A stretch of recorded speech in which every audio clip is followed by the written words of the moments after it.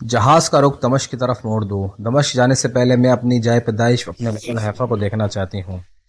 یہ حکم ایک نقاب پوش فلسطینی لڑکی لیلا خالد کا تھا جو اس نے پائلٹ کو دیا۔ ناظرین، 77 سالہ لیلا خالد اس وقت عمان میں مقیم ہے۔ ان کی شادی فیاض راشد حلال سے ہوئی۔ ان کے 2 بچے بدر اور بشر ہیں۔ انہیں دیکھ کر اب کوئی یہ نہیں کہہ سکتا کہ یہ خاتون کسی زمانے میں فلسطینی جدوجہد کی سب سے اہم کردار تھی۔ یہ داستان فلسطین کی آزادی کی جدوجہد کی اس باہمت خاتون کی ہے جس نے اسرائیلی جہاز ہائی جیک کرنے کے لیے 6 بار پلاسٹک سرجری کروائی۔ ہائی جیکنگ جیسے خطرناک کام میں پہلے تو کسی خاتون کا ملوث ہونا ہی انتہائی حیرت انگیز بات ہے، اور وہ بھی 25 سالہ نوجوان لڑکی۔ یہ 29 اگست سن 1973 کی بات ہے۔ سفید لباس سے ملبوس اور سن ہیڈ اور سن گلاس پہنے ہوئے ایک 25 سالہ خاتون اٹلی کے ایئرپورٹ پر پرواز نمبر TWA40 کے منتظر تھی۔ وہ اندر سے بہت ہی گھبرائی ہوئی تھی۔ یہ خاتون ایئرپورٹ سیکورٹی کی آنکھوں میں دول جھونک کر ایک پستول اور 2 دستی بم اپنے ساتھ لانے میں کامیاب ہو گئی تھی۔ وہ یہ ظاہر کرنے کی کوشش کر رہی تھی کہ وہ ایئرپورٹ کی انتظارگاہ یعنی ویٹنگ لاؤنج میں بیٹھے ہوئے ایک دوسرے شخص جس کا نام سلیم عیساوی تھا نہیں جانتی۔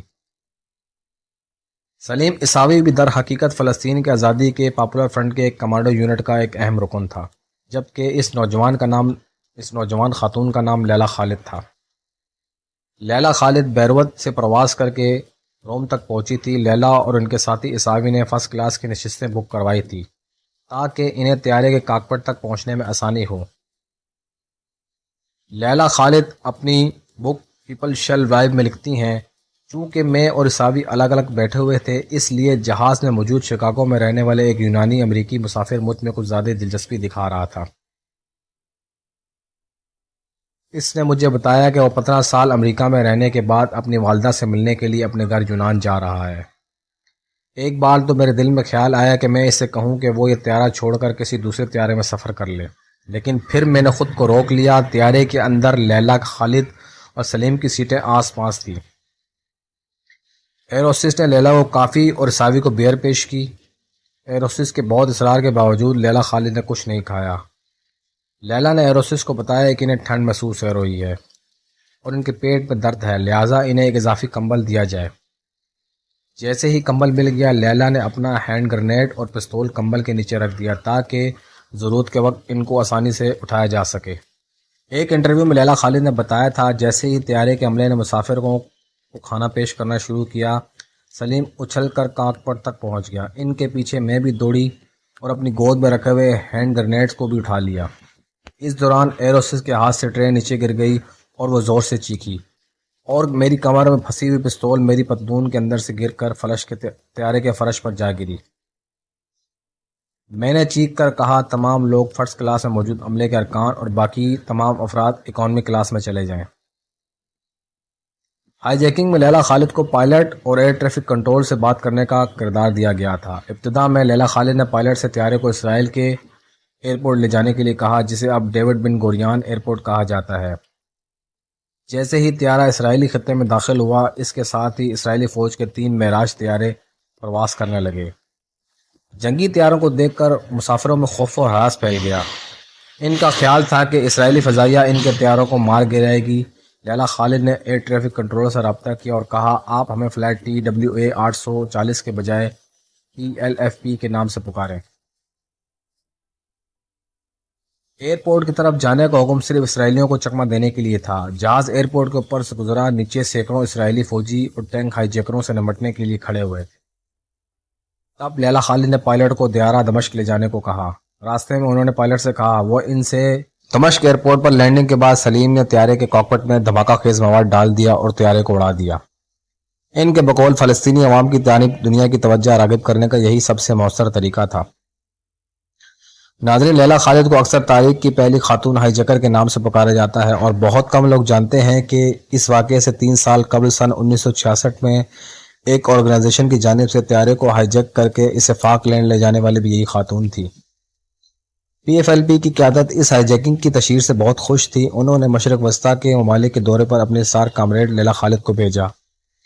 وہ جانتے تھے کہ اسرائیلی لیلا خالد کو اغوا کرنے کے لیے اور اسے مارنے کے لیے کچھ بھی کر سکتے ہیں، لیکن اس کے باوجود انہیں عرب ممالک کے دورے پر بھیجا گیا۔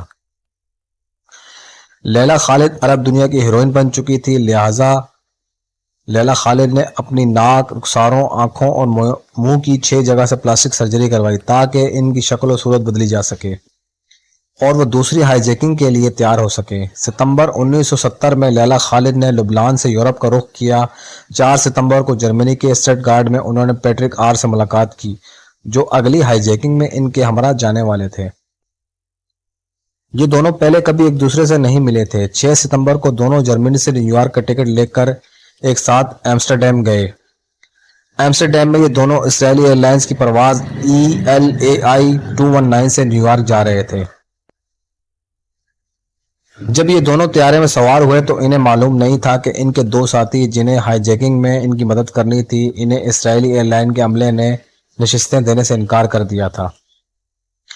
ہائی جیکنگ کی منصوبہ بندی کرتے ہوئے یہ فیصلہ کیا گیا تھا کہ اس پرواز کے اغوا میں 2 سے زیادہ افراد کی ضرورت ہوگی، کیونکہ اس طیارے میں سیکورٹی گارڈز موجود ہوتے ہیں اور طیارے میں سوار ہونے والے افراد کی 3 بار تلاشی لی جاتی ہے۔ خالد اور ان کے ساتھی اکانومی کلاس میں بیٹھے ہوئے تھے۔ لیلا خالد نے بتایا کہ میرے ساتھی کو پتا تھا اسے کیا کرنا ہے اور مجھے پتا تھا کہ مجھے کیا کرنا ہے۔ ہمارے پاس اپنے ہتھیار تھے، میرے پاس 2 دستی بم تھے، ان کے پاس بھی ایک ہینڈ گرنیڈ تھا۔ میں نے بہت چھوٹی اسکرٹ پہنی ہوئی تھی، میں نے اسکرٹ کے اندر بہت سارے نقشے چھپا رکھے تھے۔ جب لیلا خالد کاکپٹ کی طرف بھاگی تو پائلٹ نے پہلے ہی اس کا دروازہ اندر سے بند کر رکھا تھا۔ لیلا خالد نے اپنے خصوصی طور پر تیار کردہ برا سے 2 دستی بم نکالے ہی تھے کہ طیارے میں سوار گارڈز نے فائرنگ شروع کر دی۔ پھر پیٹر نے جوابی فائرنگ کی۔ اس دوران پیٹر کو گولی لگی، لیکن لیلا پر 2 گارڈ اور مسافروں نے حملہ کر دیا۔